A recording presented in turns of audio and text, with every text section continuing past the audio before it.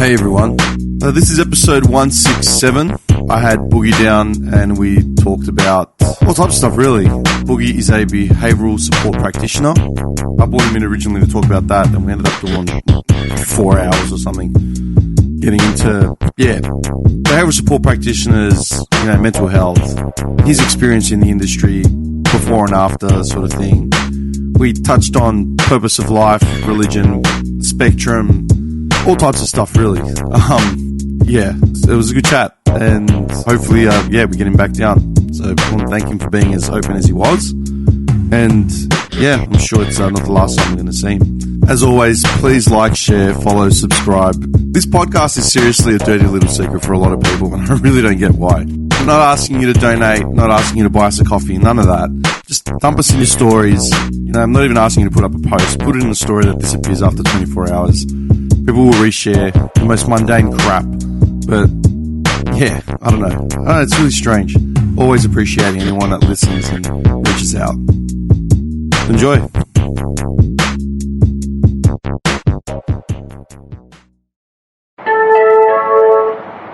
There are improvement works ahead, so this train will terminate at the next station. Fake news, folks. Fake news. Why so serious? How about that? Are you Muslim? How do you want me to hold it? What's going on? Not much, man. Beautiful Sunday today. What else? Did you blaze? Yeah, I did actually. Is that obvious? It is. Me and my girlfriend were just, so we supposed to have Father's Day today. Yeah. Dad said he was about to cook and shit. Yeah, don't come for Father's Day. Emergency, don't come. What's the emergency? I just can't tell you. Emergency, don't come.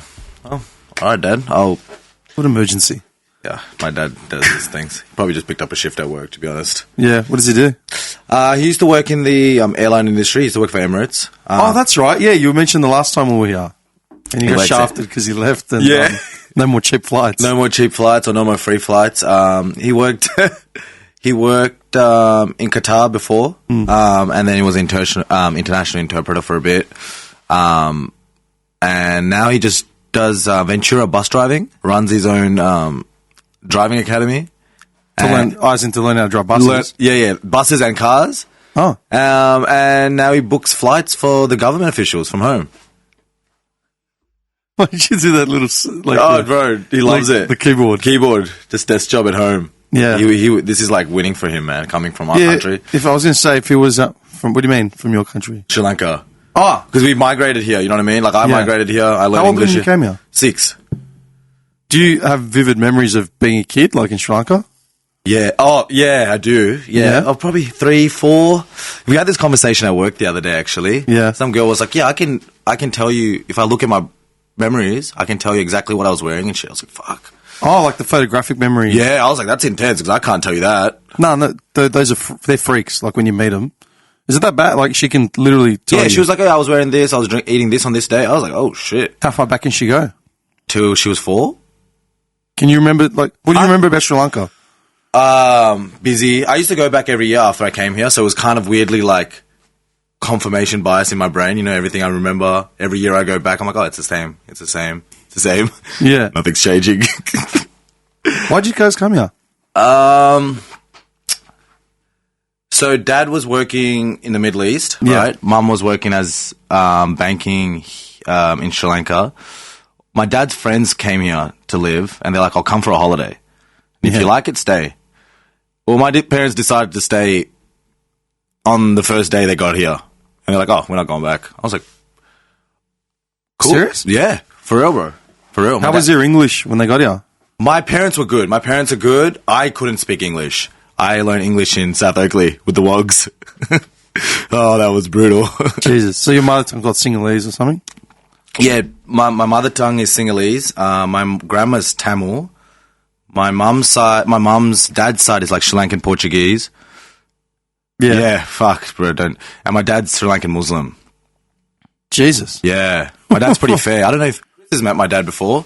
Yeah. They had a really good chat. Man, that's a freaking, like a mix, man. Yeah, it's a good mix. And my mum's a Roman Catholic. That's the crazy thing. What? Roman Catholic and Muslim. Yeah, man. Every Sri Lankan I've known has either been Buddhist or Yeah, or Muslim. Yeah. Like it's a weird mix. It's crazy. Buddhism in Sri Lanka, it's very non-religious. Does that make sense? Sort of. Like, it's not like I don't know. The religion now, I feel like the older I'm getting now, I'm understanding it as there's a lot of great disciplines, but there's a lot of boundaries where you can't just be yourself. Are you talking about religion in general? Or Religion in general, Are you learning this now? Oh, not now. I'm just like... What's our age difference? I'm 38, man. 39 in a year. In a month, sorry. I turned 29 in June. Young, naive boy. Seriously?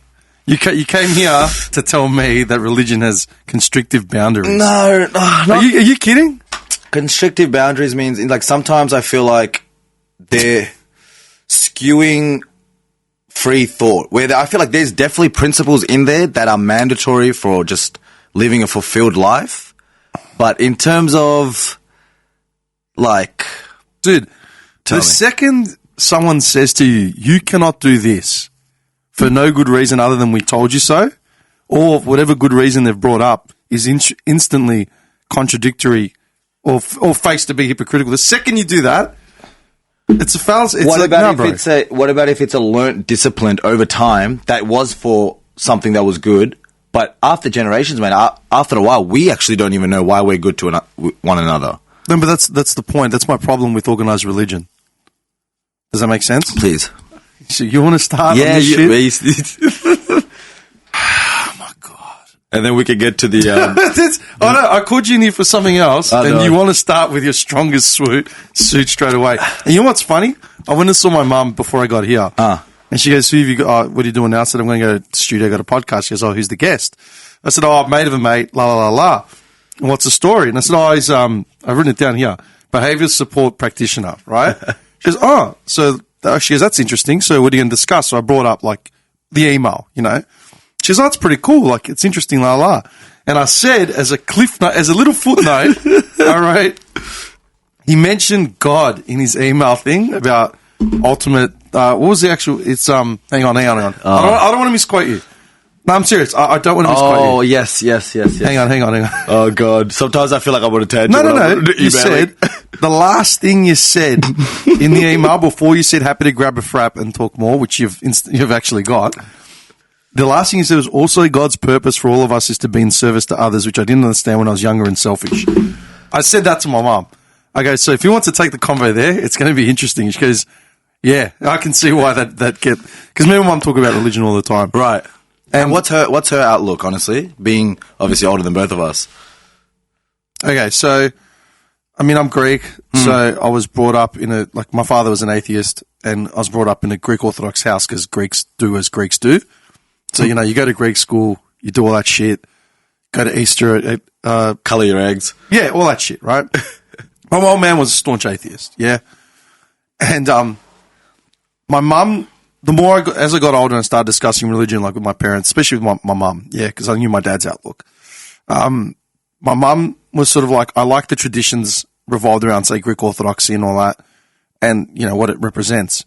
But I'm slowly losing my faith in the church and the system. And ultimately that's what she's come to, where she's lost faith in the church. And whether she has faith or not, it's up in the air because she's ultimately seeing more and more hypocrisy in whatever skewed message is put out there by X and X faction, not just, you know, orthodoxy and all that sort of stuff.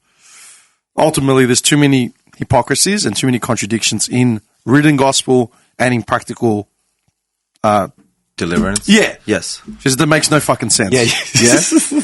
So that's where it's just an ongoing conversation. Does that make sense? It does. Yeah. And as I was a kid, I'm just laughing because it's funny because like you had it just as you threw it in there at the end, and I just laughed. I'm like, I sent that message, and I was like, "Fuck, you idiot! Just write what you're supposed to write." No, it's fine. But it was just funny. I do this at work too, and then backspace. It was just funny because I read out everything you said, and she goes, "Oh, that'd be really interesting." And I go, "But I just happened to catch on to this one thing." She started laughing. She goes, "Yeah." She said something in Greek to the effect of like, well, if it's going to go there, okay, you better be ready for a ship fight. Okay, yeah. Well, yeah, the reason why I wrote that also, Brand, I've been listening to someone named Myron Golden. He kind of speaks from the Hebrew text as well. And he is usually just kind of speaking and kind of explaining to people how misguided we are when we read the actual text. Like, even when it's changed from the old language into like now, you know what I mean? And he goes, you know, I'll ask you a question before I go on. Yeah. As humans, right, besides existing, what is our true purpose to be here? Our true purpose to be on here. Yes. No one knows. Is it easy to say we actually have no purpose? If you look man, you can go through a biblical perception, you can go through theological perception, you can go through humanist perception. Any way you look at it, you can go to bare essentials just as organisms, yeah? There's no purpose as an entity, right? If you want to go social... There is a purpose, by the way. I'm just pondering the question. I'm sure there is a purpose in your skewed thoughts, but I'm not taking the piss, right? I'm just saying. Yeah. If you want to look at it as a social perception, yeah, as in sociologically what is our purpose, look at Sikhism. Yeah, I quote Sikhism a lot. Ultimately, their religion is based around the dogma that everything we do should be for the benefit of mankind, right? Which is a good way to look at it. Every action you take should be for benefit of everyone around you. If you want to look at it in a broad sense. Does that make sense? Yeah, that's kind of what I was trying to say in there. Yeah. See, that's the thing. There are people that are happy to work 9 to 5, don't want to ruffle feathers, don't care about politics, don't care about religion, just want to get up, go to work, have a few kids, and just make the most of their day. There are people that are completely selfish, don't want to ever do charity for anyone else, don't want to work, just sit on their asses. There are people that go all out and devote their lives to charitable work and missionary work and whatever else you want to say, yeah? Who's to say what's right and what's wrong? That's yeah? fair. That's fair. I'm of the belief that if you want to be part of a society, you have to communally add to the environment. Yeah, you have 100%. to. Like people that complain about high tax, yeah, and especially in Australia. Why we pay this much tax? It's like, dude, I pay a lot of tax. We do, yeah. But I don't have kids. I don't use the education system. I've paid for any education I've ever received. There were no grants given to me. I didn't go to uni and have HECS that I could pay back later. I had to pull up, dude. I was 20 years old. I had to go to an audio institution and pay. This was back in 2005. I had to come up with $12.5K cash to pay for a diploma that went for a year and a half. Diploma in? Wood engineering. Wow, nice. Nah, that's cool. It's a nothing. Okay. it's a nothing. All right. But it's just the point. Like, I was 20 and had to come up with $12.5 grand. Like, how? In 2005, I wasn't working. You know what I mean? Yeah. So it's like, I pay so much tax and add to the, you know, my mates' kids that go to school at a state school don't pay jack in levies. I don't complain because I've been to third world countries where they've got no healthcare system or no paved roads, you know? I like the fact that if I get sick and go to the doctor and don't get just kicked out. Yeah. Without insurance. Yeah, my family and my friends have made me realize I'll be a lot more appreciative for what Melbourne can give us, or Australia gives us. 100%. There are things that we may not agree on politically, or you know what I mean? Whatever. But in terms of security, man, like quality of life, you know, the weather could be better, but yeah, like, look, man. I hate it when locals say, you know, we don't need migrants, this and that. They come here, they're unappreciative, blah, blah, blah. If there wasn't migrants, we wouldn't be here. We wouldn't be here, right? And migrants end up doing a lot of the work that you don't want to do, right? And then end up taking over your slack. Because they took over your slack, eventually worked enough, you know, to gain a position of prominence or power and take over. But that's because you let them, right? We're all part of that. Doesn't matter if it's here, it doesn't matter what country you're in. You give enough opportunity to someone, they're going to jump on it. Yeah. You can't let someone in, tell them to do that much work or take that much responsibility on. And be inferior for the rest of my life. Yeah. Exactly, and be subservient. Right? It doesn't work like that. Yeah? So it makes me laugh when people say, oh, they come in and they try and impose their way. It's like, okay, because not everyone's educated. Not everyone had the opportunity to look at a worldview. Some people escaped, you know, let's say the Middle East or whatever country they've come from where they were third rate or in war I've got a things. funny story to tell you about that one. Yeah, go right into it, man. Go. Fuck, he might kill me for this. So my dad, I told you he lives in the Muslim part of Sri Lanka, yeah? Okay. So I think he got into a fight the night before, and this is when there was like the internal kind of war going on, Tamil Tigers, the Sinhalese, the Muslim people, kind of collateral.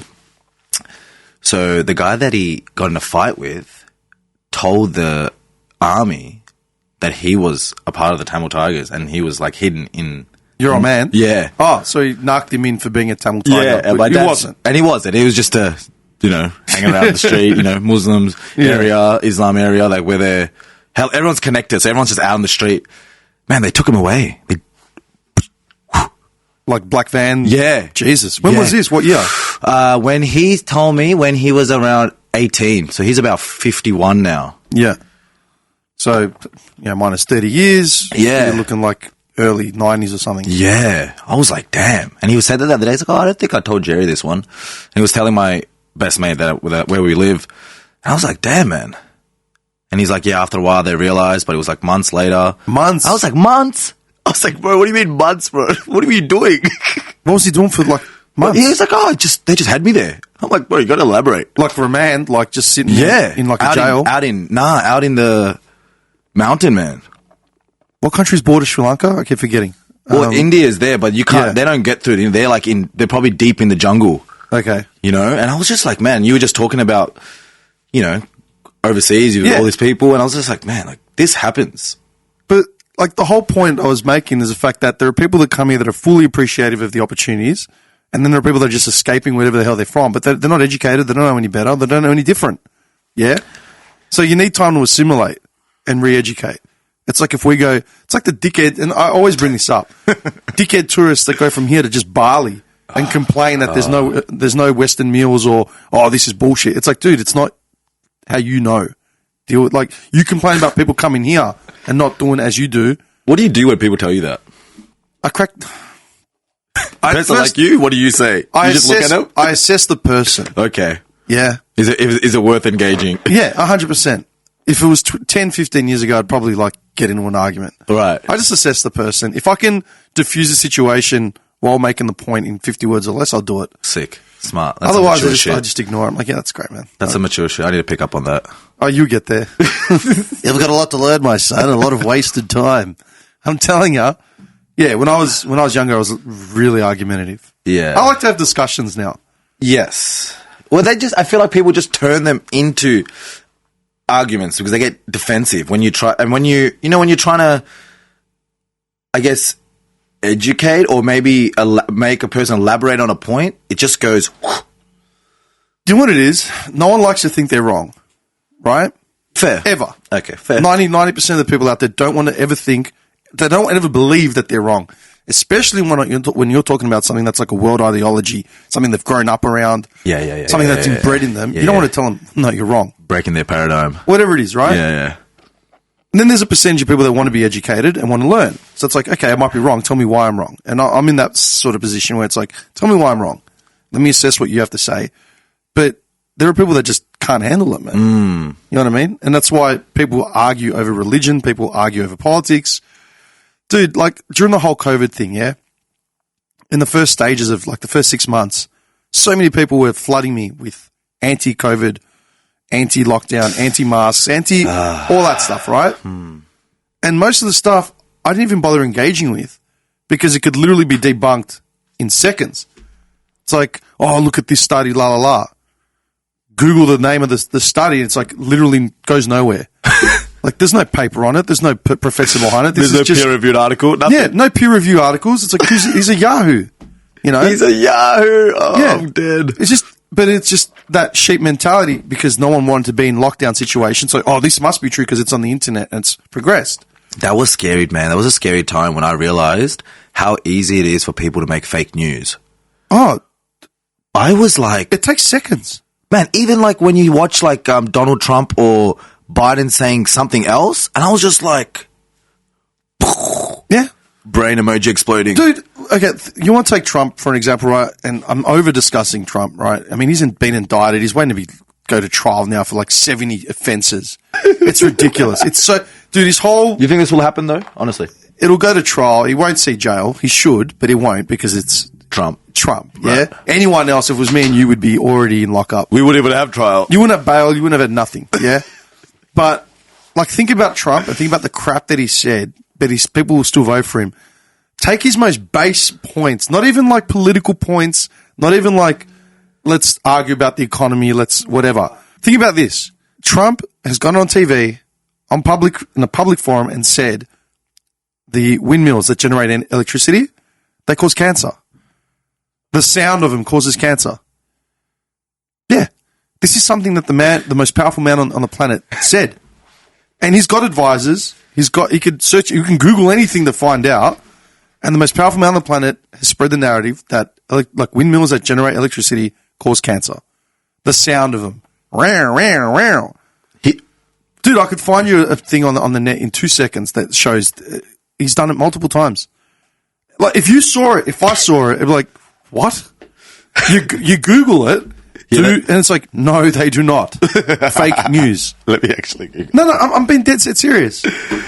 Dude, I'm just making the point, yeah? Like, someone who's in a place of political power like that can just say something like, and no one's going to hold him accountable to this. No one. Nothing. Democrats and people on the other side are like, that's clearly ridiculous. His supporters are like, yeah, they do, and no one searches anything, no one fact checks. It takes 2 seconds to make something like that. Do you understand what I'm saying? Yeah. It takes 2 seconds for someone to say something ridiculous. And it's a theme now. Yeah. Wow. Dude, it's like hacks. When people get hacked and claim that they got hacked, right? I had someone the other day basically say, oh, my account's been compromised. Someone tried to log into my account on my net banking, whatever. Yeah. They showed me the screenshot. I'm like, dude, the link is a fake link. Like, that's not Combank's link. That's just a fake domain. Yeah. What do you mean? I go, well, that's not NetBank informing you that someone's hacking you. That's a fake, yeah. I could create that in 2 seconds. Yeah. GoDaddy.com, register a domain, create a fake page. Yeah. Why would anyone do that? Well, to scam you. And you're falling for it. Yeah. Okay, what people perceive to be realistic isn't. It can be not realistic in 2 seconds. I could Photoshop something in 2 seconds and make it look like Boom. You and I are FBI agents. Yeah. You can get a template for an FBI badge on the net. Oh, legit. You can find a template. I know how to use Photoshop, not even that well, maybe advanced, intermediate, you know what I mean? Right. I'm not a master of Photoshop, but get on Google, search an FBI template. I could put you and I photos on it. Yeah, I'm actually an FBI agent. You get someone who doesn't read or doesn't understand. Oh my God, that must be true. Yeah, that's Let alone when you bring back into religion, you're talking about Chinese whispers from thousands of years ago. You know what I mean? Yeah. Dude, organising a night out is hard enough. When I call someone and say, hey man, let's meet up 6 o'clock Friday night at the pub. Yeah, sweet. Gets to 6 o'clock, I'll call them up like, hey man, you on the way? Oh, I forgot. You know what I mean? Oh, was that tonight? I thought it was next week. I didn't hear what you said.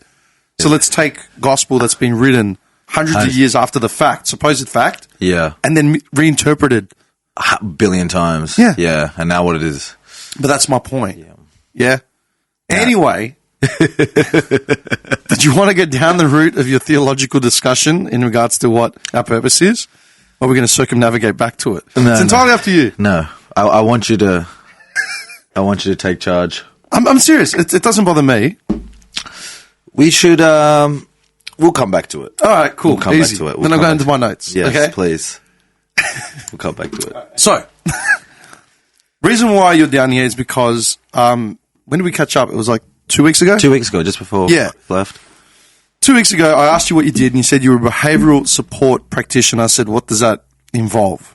And you said, well, you gave me a list. So, if I asked you point blank, what do you do for a living? How would you describe it in like 50 words or less? 50 words or less. Support somebody in replacing their problem behavior and replacing it into a behavior that they can transition into life. So the problem behavior, usually the patients I work with is intellectual disability, autism, cerebral palsy, substance abuse.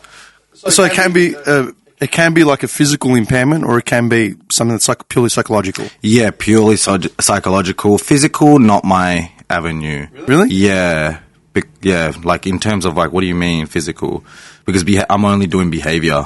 Like, like I manipulate the environment to help suit the client's needs. Would you help manipulate the client's condition at all? No, that would be a psychologist or a psychiatrist or a behaviorist. So I'm on the holistic side. Psychologist, psychiatrist, behaviorist. In my kind of view, I think it's a bit more punitive kind of model. Solely focus on the client, manipulate the client, dose the client, whatever it is. But us is like, okay, we put the client in the middle, see all the affecting factors, and then see how it's affecting the client, and then also try to manipulate the environment to better suit their needs and how we can kind of change their problem behavior. Are you ever in a position to say, okay, you know what, maybe it is the client themselves and not the environment? But behavior has to come from somewhere. So you're in the belief that it's always going to be from the micro at least? Exactly, because behavior is learned. Behavior is not something that... You know what I mean? You just do automatically. Yeah, there's always a function of behavior, and that's our purpose, is to find a function of behavior and then replace that function with a more desired behavior. Okay, well, and your background was psych? Yeah, I think just a psych degree, yeah. I didn't get my master's yet. Don't know if I want to, but... You see a reason to get your master's? Yeah, I do to be, I guess, more...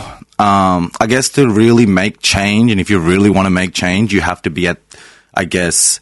You have to have the academia boxes ticked to be noticed. Yes, basically. Pretty much. And you also have to be on a board that makes decisions, you know what I mean? Yeah. So that is something I would like to do, but I feel like at my age right now, I'm just trying to get experience. Like, even in my behavior support practitioner role, Dim, it's like there's 4 stages, right? There's my senior, she's a specialist. I'm in core, which is just beginning. You know what I mean? Core. I'm in core and advanced. Like, the core is only the first 3 months. I've already done the work for the last 2 years. Yeah. So advanced, proficient, specialist. But the only thing that changes is your clients. So how long have you actually been in the field? So probably 2 years, 2.5 years. So you finished uni then? Nah, I finished uni 4 years ago. I finished uni. Were you working in the industry or like? Yeah, I was working at the Alfred Hospital, just doing like patient services. And then I just got into a child protection role. Where I did contact supervision. So I'd had to assess the parent's condition before, assess the child's condition before, and then report on their relationship and their contact for a certain amount of time, and then post behaviours of the child after contact. I did that for probably a year and a half. So that was working with DHS and stuff? Yeah. So you were going out on visitations just to houses? Yeah. No, I never did houses, because the houses are a bit... Yeah, because I think I might have mentioned it to you. I've known social workers. Oh, yes. And they used to do DHS stuff as well, and they'd go do visitation. Yeah, the houses, man, not that I felt unsafe. I just felt like, as best practice, that there's parents that would kind of actually ask for help that need guidance on how to be a parent. And I'm 29, man. Like, you know what I mean? Like, my daughter's on the other side of the world. I guess I'm a older model to my brother and sister that are 6.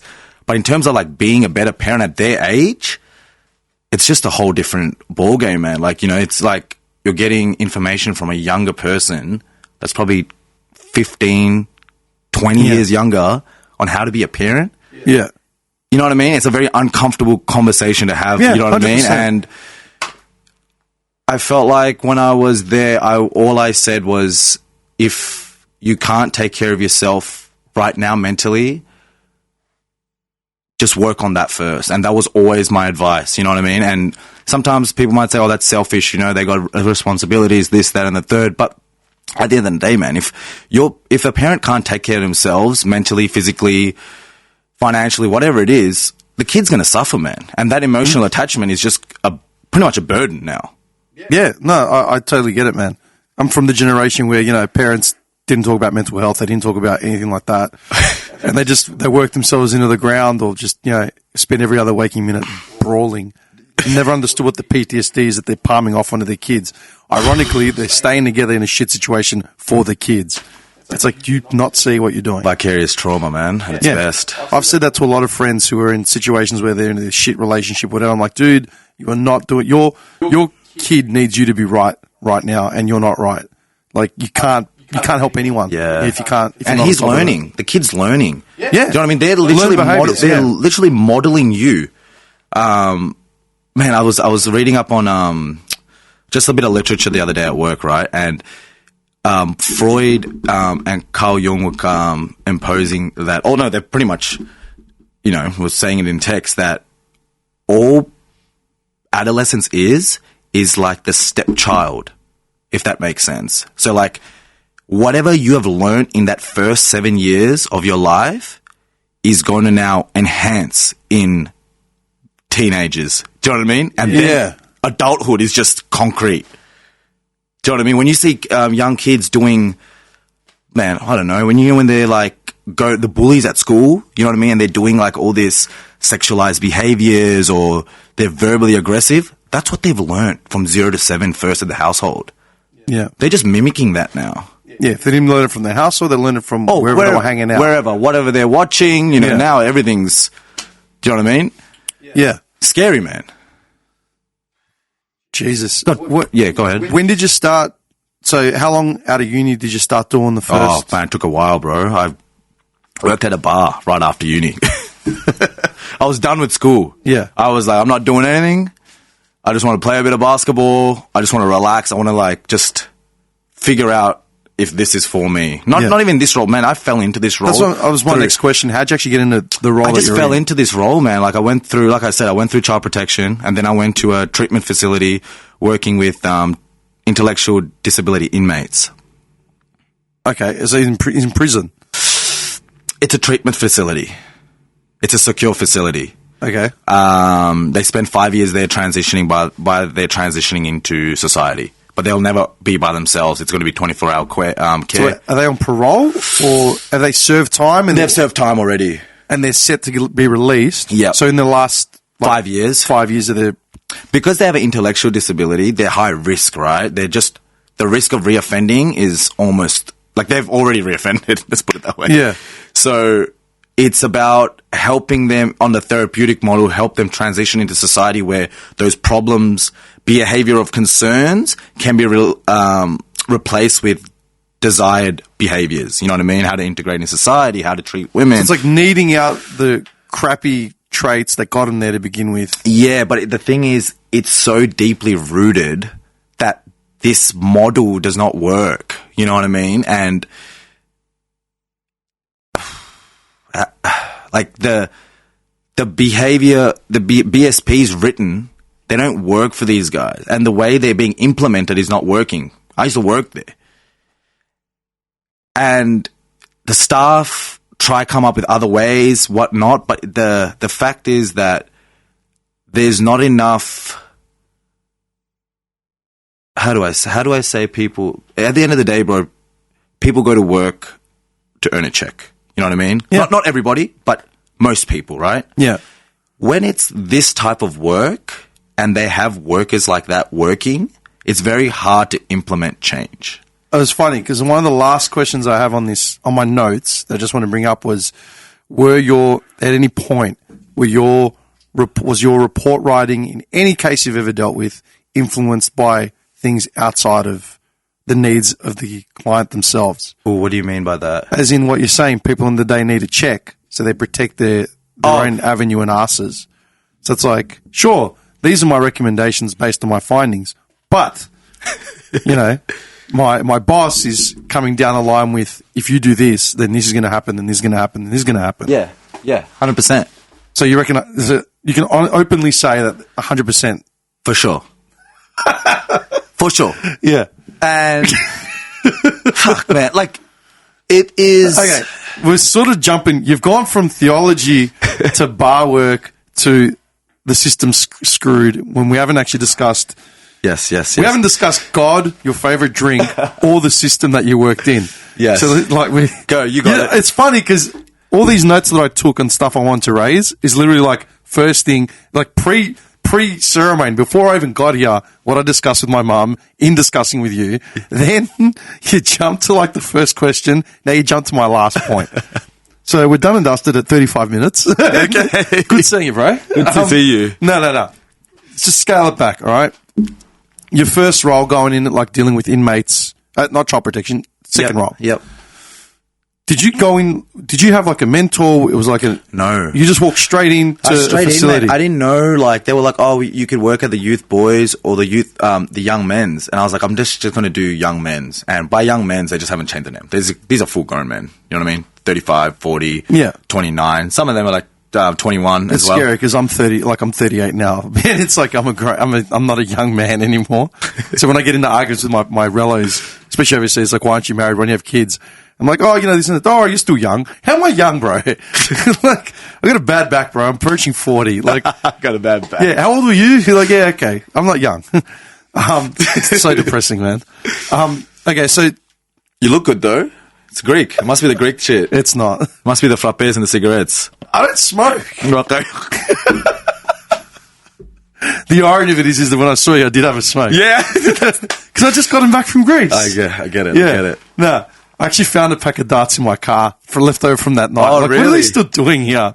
I posted a picture in Greece. He had the coffee. Yeah. And I was like, oh, this was the most Greek picture I've ever seen. Yeah. All you needed was a fight going on in the background. You know what I mean? No, hang on, wait. All right, let's take your day one at one of these institutions. Oh, yeah? man. Day one. I was- What was your job? I was freaking out. So what was your job like on day Well, one? pretty much, man. There's some workers that are some clients that are high risk have a one-to-one support worker, right? That are external as well. My purpose, my job is to help them facilitate through their day-to-day with their behaviors of concern, how to change, help them do daily life, take them to class, maybe take them on an outing. And the support workers would join. I would even classify us as a support worker because we were implementing BSBs, right? Like right now I write BSBs, but back then I was implementing BSBs. BSB being... behavior support plan. Oh, BSP. Yep. Okay. What was I saying? BSB. Oh, BSB. Yeah, BSB was like an electronic system that preceded the internet. You weren't alive when it... Yeah, it was the mid-90s, man. It was a wild time. BSP. Okay. So let me understand this, right? So you go into these institutions to talk to, say, someone who had an ID or whatever about integrating them back into society, basically. They were still serving time or they were just finishing time? They're still serving time pretty much. Still serving time. Yeah. So you were taking a felon who was still serving time out for a coffee. Oh, no, they can't go out like that. They have like APO listed visits for the rest of the year, which are scheduled. So like, they don't get to go out for coffee. Okay, that's what I'm trying to understand. Yeah. The only time they would go out was to be for an outing, a part of their program, a part of their rehab. But usually to get an outing, you have to be probably 3 years into the treatment facility after you've calmed down. You've exhibited behaviour that shows some form of Reform. Reform, yeah, that's the word. Yes. Sorry, they don't just get to go out willy-nilly. That's what I'm saying. Like, No. They're in there. They're in there. Yeah, come with me. We're going to chapel. What? Yeah, done. Yeah, he just gets in the car and he's looking out the window And the that entire yeah time. done is one of the scariest dones you've fucking heard. I tell you that. Yeah, done. That's fucked. Yeah. So tell me about your first day when you walked in. I walked in. What did you have? What was on the agenda for the day? Assuming you've done your I actually went on a induction. week. Yeah. Well, that's a funny thing. They didn't give me a fucking induction. So what did they do? Just give you like a manila folder and say, here, Nah, they said, here's the keys, here's the security alarm, here's the duress. the duress. Shit. That's a thing. And if the duress comes off from my belt vertical, the alarms go off completely. My duress always has to be on my belt vertically. Keys are attached to my belt. No zip down pants. Like my pants can't have drawstrings. Everything's got to be belted. Why? In case someone grabs it and... Because there's sexual offenders there too. Jesus. Yeah. Okay, hang on. We're jumping ahead because you're opening up like all these... You've opened up Pandora's box, man. We're fucked. Yeah. Yeah, man. It is, and that's. I sat there, Dim. I sat there for just over 9 months, right? Not sat there, obviously straight, but going to work. It's decent money. My age, I'm trying to, jump the financial ladder. And man, I used to sit there and just see what these guys are going through mentally, and how from at birth they never really had a chance, and they've kind of just been narrowed into this weird thing. Yeah. And man, sometimes I used to go into the phone room where I have to kind of sit in with them, make sure these guys are not fucking sharing information over the phone or whatever. And, just kind of guard them in their conversations as well, because their relationships over the phone with their women is like, whew. And there's so many women that extort men that are doing time. As in for their money, because they're getting bread, bro. They're getting good money. You know what I mean? Some of these guys are sitting on over 100K, like saved money because they've been in that long. Yeah. They've just accumulated. Yeah, and also because they have an ID, they also get disability funding. Oh yeah, because that keeps rolling in. Doesn't matter every year. Yeah, it's not like they're not lifers. They're in there for whatever. 3 to 5 or something. Yeah. But they still get their pension. So it's sitting there in an account. Accumulating, yeah. So like that's like certain women scam that. Yeah. You know. Okay, so hang on. Take me through day one. What did you actually do? Go in, first day, met the guys. Everyone's kind of staunch. Everyone's trying to and everyone's trying to kind of belittle you in a way.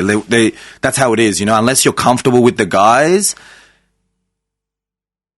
they're not really, they're going to try to break you mentally. There's a lot of people who don't come back, We're talking about inmates now, right? We're talking about inmates, yeah. We're talking about sex offenders, murderers, rapists, all that. So, what was your first case? First case, going to be coming in here talking shit, we the law. Yeah, man, I think I was just like, shut up. Like, I was just like, shut the fuck up. Like, I'm not here for this. Really? Yeah, I'm so straight, man. Yeah, in that thing, I'm very straight. I was fearful when I walked in, and then I just saw them for who they are, and I was just like, there's no way. And then, man, to be honest, 3 shifts later, I had probably the best report, even to this day, with all of them. They would never kick off, no issues, no... even if they're yelling at you, they'll come in and they'll explain in their lower tone voice why they're yelling at him. And then they switch back and they just start yelling. Like multiple personality shit. Oh, man. It is. You watch that movie, yeah? What's that movie? Split? Oh, is it Split? Yeah, Split. I don't know. It's like a multiple personality movie. Okay. Pretty good. You should watch it. And that to a T. Yeah? Like, switch like this. This conversation to like, I'm ready to kill you on the next conversation. So what were you actually looking for? Like, say, you meet Greg, right? Well, give me a typical scenario. Like, when you walked in the door, what were you doing? A regular day at work? Yeah. Well, walk in, early morning, we'll have handover about any issues that the night staff had, because it's 24-hour care, obviously, right? Yeah. Go through that, then come out in the morning, the boys will wake up, they'll want a coffee, we have to assist them in any facility that's in there. In their rooms and their living room, they can be by themselves, but... kitchen, music room, class, outside courtyard, playing basketball, we'll be with them. And then, yeah, man, like I'll just sit down and go through the guys' meetings for the day, see, hey, what do you guys want to do today? Set out like a structured thing for them to kind of get through for the day. Sometimes they're going on appointments, doctors are coming in, this, that, so don't really get to stick to the schedule. But, yeah, that would...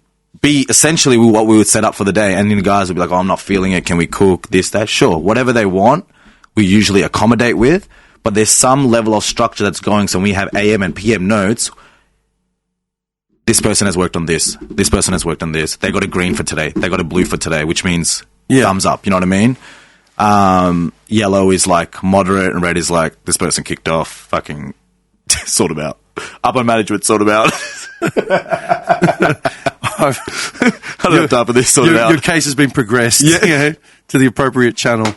Please wait. Yeah. You will receive, further information within 48 hours.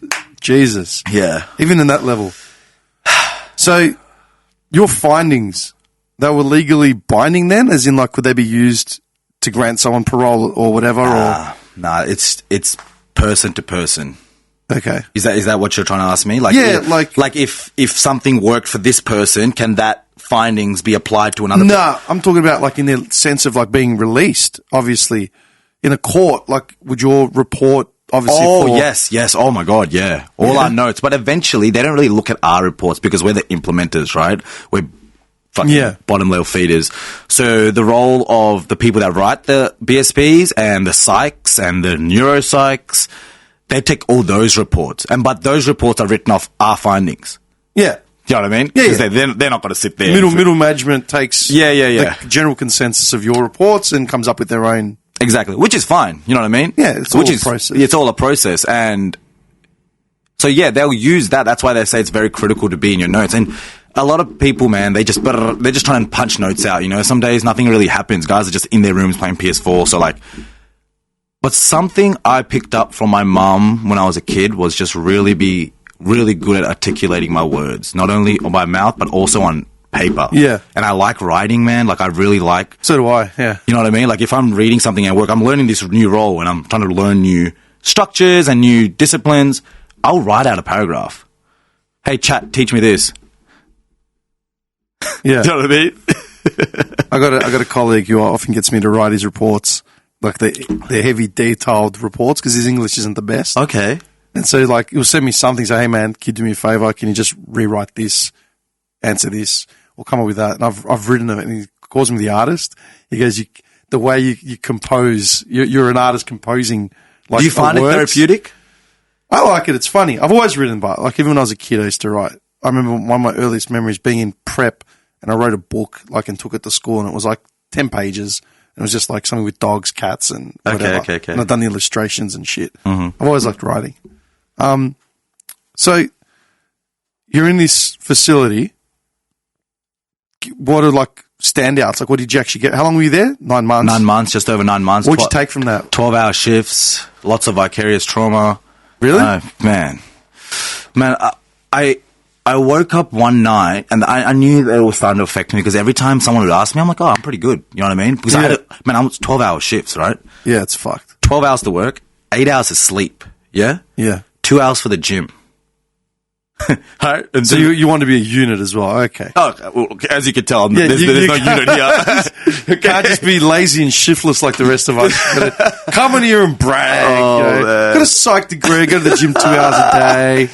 Oh, my God. Nah, I needed it, man, because the days that I felt maybe I did 4 days back to back, like 12 hours, I'll wait for the next day to go to the gym because I just want to go to bed. And I woke up one night sweating. And, you know, ask me why I was sweating. Why were you sweating? I was having a one-on-one in my head with one of the inmates. And it was one of the inmates that's on the spectrum. I'd said this to you when we caught up that last time. I said, you know, a lot of the social workers that I knew back in the day or whatever, they would debrief with me. Obviously facts, you know, like we're anonymous, but they often debriefed with me just to get it done. And I said to them, you know, you can't do this forever. You're going to burn out. Or they wouldn't get mental health checks themselves. They just literally go to burnout. And I asked you that. I go, did you have someone to debrief? Like, what was the process? Oh, no one to debrief, bro. No one. They don't.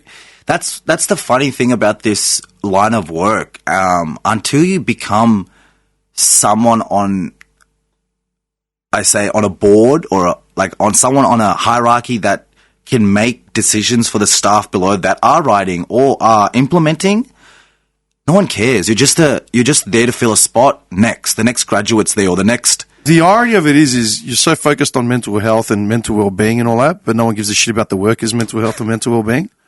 How does that work? Yeah. It's... Is it sigh? Yeah. Before I was in this role, my partner is a OT, right? And I never understood properly, you know. I was like, I'd go to work at the bar, I'd go to the gym, and she's like, I'm drained. I'm like, what are you being drained for? You're just 9 to 5, babe. You got the good life, you know what I mean? Yeah. But no, man, like the amount of stress that you take on, and it only takes 0.1 for you to be wrong, right? You trigger a client the wrong way, you might say something wrong, you might snap, or you might misdiagnose, or you might, whatever it is, gone. You're like, cancelled. So you're walking on eggshells the entire time? Yeah. Shit. Pretty much, man. Like, now I feel like I'm a lot more settled because I got a lot of over supervision. But when I was in there, it's just like everyone's getting fired left, right, and center, you know. It's funny because before I stepped in this role, one of the guys cut my line roster at that place because I came late to work. How late? Well, I called in the morning and said I'm going to be like 20 minutes late. I've worked 4 days straight. Like, I'm tired. Yeah, you're just done. I'm done. No problem. Guy comes in that's leaving that week, right? He had to leave because he had an altercation with a client. Yeah. Cancels my roster, man, for the month. And like, I've already, you know, I'm this age, man. I have like when I set up my work, like I'm like banking on these paychecks to Yeah. put food on the table, you know, make a progression in life. You know what I mean? Yeah, you have rent that hangs on whatever. Like, I need to be paid on the 12th. If I'm not paid on the 12th, I'm fucked. Yeah. Yeah. It's that critical for, like, you know. You know what I mean? I mean, For most of us, it is. Okay, Yeah. well, yeah. I feel like the older you get a lot smarter. You know, you do your time. I got 10 years on you, bro. I'm no smarter. You are. I hinge on every paycheck, every dollar. Yeah. I woke up the other day, 2 weeks ago, I woke up and I had a note from rent, a note for the rent for the studio, and my mortgage all due in on the same day. And I was like, I don't have any of this money. Like, that was the response. I'm like, I don't have this money. Okay, let's go into survival mode. Yeah. What can I stretch out first? You know what I mean? It's like, I'll stretch this out. I'll stretch that out. And you figure it out. We adapt, yeah. What are you going to do? All right, so hang on. Before we leave the institution, give me one of your most memorable clients that you had. Something that stayed with you. Something that stayed with me. Man, we had this guy. He was from Africa. From Uganda. He was there for a sexual offense, but the description of how he was indicted wasn't very clear. As in coming into the institution? Yeah. Okay. Like he was a refugee. He's got high level schizophrenia, like delirious, but very disciplined in Islam. Like he will wake up and pray like throughout the day. Yeah. No personal hygiene, like walking around barefoot. Big guy. Like in summer, this is why it was memorable. So in summer it was hot, like 30 degrees and the inside is hot. So I'm like, where is this guy? You know, go outside. He's shirtless, lying down, belly huge over, and I went there and he's playing Bob Marley. I was like, what's going on? Life is too good. I've become a better man now. What? Yeah, it was, you know, obviously delirious at times. But now that I look at it and now that he's transitioned into his own place and he's independent living, like something clicked in his head when me and a couple boys, we've been working with him like periodically throughout for a couple months. And something changed where he didn't want to be the person he was before. You know? Yeah. Aggressive and all that. And what he was charged for still is a bit like this. Do you know what I mean? As in the charges were grey? No, yeah, grey. Because it was messing around with a minor, but it said consensual. And I was just like, I was scratching my head and I was just like, Well, first, it's wrong already, you know what I mean? But a person that has schizophrenia and ID and delirious, like, it's interesting how you guys are charging him, you know? Like, it's almost like he's not fit to stand trial. Yeah. You know what I mean? Yeah. No, I get you. Like, it was interesting, and the place he was is actually perfect for him. Like, you know what I mean? But I knew that he did time it at a general penitentiary where he got bashed, man. He got bashed, like bad. And I think that even tweaked his brain even a little bit more. But yeah, long story short, man, just to see him kind of move there, and I was just like, I know that maybe I didn't have a direct correlation, or maybe some of the boys even didn't, but to see someone just pick something so small as like religion, you know what I mean? Yeah. Probably not practicing it to the T that it should be practiced or, you know, deemed fit, that kind of just altered his mind just enough where he can have peace for the rest of his life, on somewhat peace. He's never going to be by himself ever again. When you say not by himself, what does that mean? Like, they're in a house where there's always workers. So what would that... When you say always workers? Like 24 hours, there'll be workers throughout the day. Like, whatever they want to do, they can do, go out after you transition, but it'll always be with a worker. Really? Yeah. Man, these are high-risk clients, man. These are intellectual... They have IDs. Like, they can... So they could be innocent or done their time, but they're still a risk if they're not properly monitored. Yeah. And assessed. Yeah, because they can't formulate new tasks and new behaviors by themselves. They can't formulate time in their schedule to sit down and learn something, you know, so they're just going to go back into their trauma and just be that person because it's so comfortable to be in that subconscious program. That's what they are, man. Like, so they're living in like dorm rooms and stuff? Or yeah. How many of these? Oh, now that the facilities are getting nice, man, because they're printing money for them. You know what I mean? They're getting nice, man. But living better than me. Shit. That's not even a joke, man. So they can't ever be expected to get jobs or do anything. Nah. They're just basically existing. Pretty much. Can they function? How much freedom do they actually have within society? I mean, can they go get married? Can they? Well, he wanted to get married, but I don't think that's going to happen. His expectations on marriage is a bit skewed. Yeah, it would be. Shit. No, but like, so why can't I just go pick them out? Well, you can't do that. I just buy one. Literally. Yeah, nah. Fuck, man. Okay. How many clients do you reckon you saw in the 9 months you were there? Oh, the same. Just take a stab. No, I know exactly. It was about 9 to 10, the same 9 to 10. Same 9 to 10 for 9 months. Don't forget, bro, there's only a certain amount of clients that come in there. So, there's only like 10, 11 rooms in this treatment facility.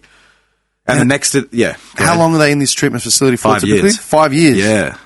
So but we'll have in and outs that people might just, you know, they might be too volatile. They got to go back into the pen. Yeah. And then a new person can sub in, but that really typically it'd be like 10 or 11 on rotation. Yeah. At any given time. Hundo, yeah. How many of those, say 10 that you worked with? Have they all been released at some point? No, they're still in. Still in there. So, except the guy that I told you about, he transitioned and somebody else filled his spot. So the Ugandan left. Yeah, and he's on. When you say out, he's not out. He's still in monitored living. Yeah, and deep, deep into the bush. Really? Yeah. Okay, so they're nowhere near. No. No, I'm just trying to figure this out. Yeah, deep into. I mean, I call it deep into the bush, but it's fucking Croydon. That's a good one. Yeah, like on the other side of the bridge, man. But like at least 3 hours in, Oh, yeah. well, that's out. That's out. That's regional. That's not metro anymore. Yeah. Jesus, I didn't even know these things existed, man. I'll be honest. Man, I didn't know till I got there on the first day. I was looking around. It's just fucking greenery. You know what I mean? I'm like, what's this so nice? People are running and shit. Like, what is going on here? Man, I just see a board. Like, it's been knocked down, but that space used to be an asylum, a mental asylum. Yeah. And the crazy thing is, don't put my fucking hat on, but that's kind of what they've rebuilt there. You know what I mean? Thomas Embly's there too. I don't know if you know what Thomas Embly is. Yeah, it's a psych ward. It's a psych asylum, but they don't call it asylum anymore because it's fucking controversial and you're not allowed to have that, but it's highly medicated. How is the word asylum controversial? No, a mental asylum is kind of controversial because you're not allowed to have those now in Western countries. I mean, I think America still has. But that's what it is. Yeah, not. So the billboard outside says, it's a facility. Yeah, it's a treatment facility. It's a wellness center. Yeah. Yes. Yeah. You know what I mean? Where's the yoga room? You know what I mean? Can I get a massage? There's some dude holding like an IV, just running around like naked, losing his shit, having a psychosis. Yeah. Like, I thought this was a spa, I thought we help. That's insane. Yeah, man. Pardon the choice of words, but that's nuts. Yeah, nuts, man, nuts. And they're heavily sedated, and goes back to that topic on not having staff that are truly engaged with behavior or the psyche of the human mind to be working there, to actually figure it out. They're filling a roster and that's it. They're filling a roster, man. And you know what, man? Like, indirectly, like, I was accidentally filled a roster position there, but they just got lucky to someone that actually cared. You know what I mean? Yeah. Cared to a certain degree. Sorry. No, you did what you could within your means. Sometimes you just get burnout. Like, you just can't. I realized at a certain point, like, I actually personally can't. I don't have the power. I can just leave a good presence. I can just be a good person and leave something mentally tangible that they can hopefully reflect on. Or they're so far gone, they'll never fucking forget me in a month. Yeah. You know what I mean? Because they're sniffing fucking Windex. Do you reckon everyone's I think this is probably too deep to get into this early. All right. It's a general question. All right. So you leave there, and where do you head to? Well, when I left there, man, I just started applying for jobs, and I met somebody at work. Yeah. That said, hey, you should, since you got a 4-year, you could probably just go be a behavioural practitioner. I was like, oh, what's that? She's like, oh, you know these BSBs that we're implementing? You just write them, and instead of being here. And I was like, and she's like, you can work from home. Like, bro, no one fucking told me this. What is this? Why would I choose the year to be 12 hours? I can just sit at home and write reports. You know what I mean? And then I just, bang, man, went home one day. Obviously, I was fueled by this guy cutting my roster, you know what I mean? Yeah. Shit, you know, when I was starting this new role, 2 weeks in, they asked me to come back. Yeah. And I was just like, man, and he left. I was like, hey, like, that's great and all, but I can't right now. You know what I mean? I don't want to, actually, and it's probably not going to be best. But anyway, yeah, so took 3 weeks off, man, and just filling up my new resume. I was like, damn, I haven't done a resume update in ages. Applying for this role. And then I applied for a BSB, man, and I told him, like, hey, I haven't been accredited, but I have the qualifications and I've done the work. And the work I did with those inmates, only the specialist BSBs do 4 year, like there's 4 stages. Only specialist BSBs do that. So I've already done the experience for further down the track, you know? Yeah. So they're like, don't worry, we'll kind of invest in your progression. Like, we'll take you in as a core, which is the first level, and then, you know, you can do your fucking accreditations up. And so, yeah, that took about 3 weeks, man. And now, when I was doing that, I was like, fuck, I feel like such a small fish again. Do you know what I mean? Yeah. You know, when you're like in high school, well, not high school, Yeah, when you go from primary school, grade 6 yeah. to grade 7, that's that feeling. Yeah. When you come into those high school doors in fucking South Oakland, you're like, holy shit. Thrown in a locker. Robbed.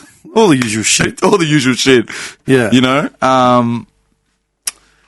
So yeah, now I'm there now, man, and learning heaps I had to ask my boss, like, I was like, why do they choose us over a psychologist, psychiatrist, or a behaviorist? And she goes, because sometimes those models are so focused on the client that, especially when you're dealing with clients with IDs or on the spectrum or complex trauma, all the factors they look at on trying to manipulate the child, it's actually more harmful for the child, and they start exhibiting more complex behaviors of concern, you know what I mean? And then they come to us.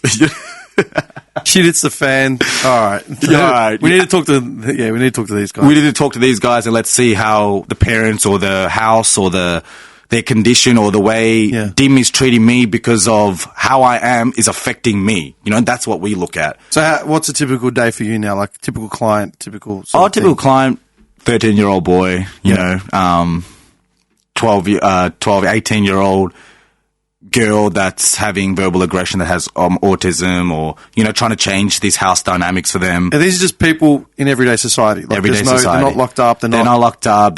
But this is the early stages. Do you know what I mean? Like, obviously they have good families and stuff that are helping them go down this avenue. But those guys I was talking about before, man, those were these kids, but with shit parents. Parents are addicts already in jail.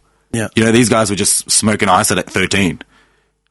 Do you know what I mean? But these kids have good families, are willing to invest into their mental health. So, yeah, like I have, one 30-year-old actually. It's pretty funny. He thought I was part of the FBI when I went. It's like, stay over there, you're part of the FBI. I was like, bro, I don't have time for this shit. Let's just All right, so let's take this 30-year-old, yeah? Yeah. Without obviously naming names or Yes, whatever. of course. Basic background on this dude. Like Basic background. living situation. Living situations in and out of home. But comes from a good family, but chose to run away from home at like 13, 14. Yeah. Extensive cannabis use at an early age, and now is moved into schizophrenia. Psychoactive, and then psychoaffective, and then move into schizophrenia. So how does he end up at your feet? Seems like a process. Get on an NDIS plan, you know, and then get funding for a capacity. Is that self, like did he... no. There's a care team around him. So how did the support team come around to him? In the sense? As in, like, how did he get on your radar? Oh, so like how they got to my table, pretty Yeah. much. Okay, so like there's a wait list for therapists, man. OTs, physios, speech, behavior, psych. There's a wait list. So like obviously my company, the area we're around, but he came across my desk. So he comes on a wait list. So the NDI, like the person that manages his plan, reaches out to companies like, we need a BSP ASAP, and these are his background information, and then they find people that are interested in this age group. So mine is like adolescent to young males. Yeah. So mine goes from like maybe 6 all the way to like 35, 40. You know what I mean? That's kind of my niche. I want to stay younger. Personally, I feel like maybe there's still... Yeah, there's hope. Yeah. Sure. Okay. You know? You got more chance of actually making a difference and connecting with someone who's 10. It's more impressionable. Imagine, don't forget, man, I'm 29. Yeah. So, like, if the older person's listening to the shit, they're like, fuck. Dude, I used to work in, like, big warehouse scenarios, like big warehouse settings where there'd be 100 dudes running around the floor. I'd been there for years, so I wasn't a manager, but I had responsibility, right? And I had experience. But, I was in my late 20s. Then I was telling grown men, like 55, 50, what to do. They didn't like it, you know what I mean? Especially if they didn't know who I was. To them, I was just some dude who's probably the same age as his son. And they just look at you like, who are you? It's like, mate, just do what I said because I need you. Do you know what I mean? And especially with your personality. Yeah, I'm not your boss, but I'm just telling you, like, can you go do that because I need X, Y, Z. Yeah. There was always some older dude that did not like listening to authority from like people younger than him. Bro,